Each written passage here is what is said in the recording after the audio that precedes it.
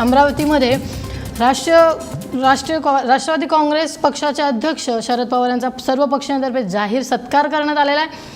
राज्याच्या आणि देशाच्या राजकारणात राष्ट्रवादी काँग्रेसचे अध्यक्ष शरद पवार यांना 50 वर्ष पूर्ण झाल्याच्या निमित्तानं अमरावतीमध्ये त्यांच्या सर्व पक्ष जाहीर झाला आहे। मुख्यमंत्री देवेंद्र फडणवीस यांच्या हस्ते शरद पवारांचा नागरी सत्कार करण्यात आलेला आहे। महाराष्ट्राच्या हिताची बाब असेल तर शरद पवारांनी मतांची चिंता कधीच केली नाही। वेळोवेळी मार्गदर्शन करणारे आणि चुका दुरुस्त करणारे शरद पवारच आहेत असं म्हणत मुख्यमंत्री देवेंद्र फडणवीस यांनी राष्ट्रवादी काँग्रेसचे अध्यक्ष शरद पवार यांचं तोंड भरून कौतुक केलं।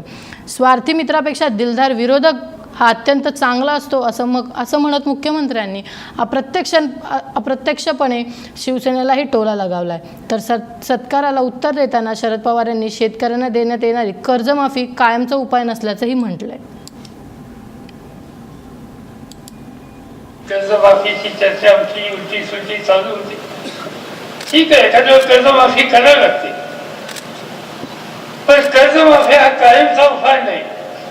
कायमचा उपाय उत्पादन खर्चाचा विचार करून अधिक 50% त्याला किंमत द्यायची स्थिती ही ज्या दिवशी देशामध्ये सर्वत्र होईल, माझी खात्री आहे तो कास्तकार मला माफ करा कधी सांगणार नाही। आम्हाला हे हवं आहे, त्याची ताकद वाढवायची, त्याची सांस्कृतिक स्थिती वाढवायची, आणि ते जर केलं तर शेतकरी कधी म्हणणार नाही की मला माफ।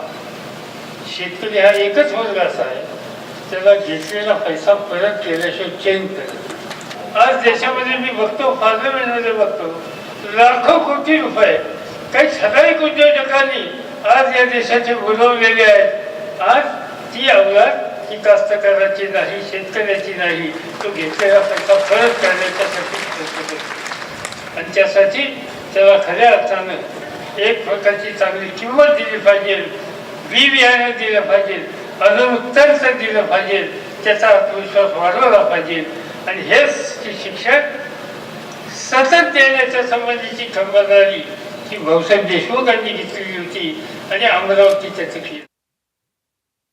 विशेषतः गेले 3 वर्ष या महाराष्ट्राचा राज्यकारभार मी सांभाळतोय, आणि एक गोष्ट मी प्रामाणिकपणे या ठिकाणी कबूल करतो, पवार साहेबांचे आमचे राजकीय विचार वेगळे राहिले असतील, अनेक वेळा त्यांनी आमच्यावर टीका केली असेल, आम्ही त्यांच्यावर टीका केली असेल, पण महाराष्ट्राच्या हिताचा विषय जर असेल तर पवार साहेब मतांची चिंता न करता पाठीमागे उभे राहतात।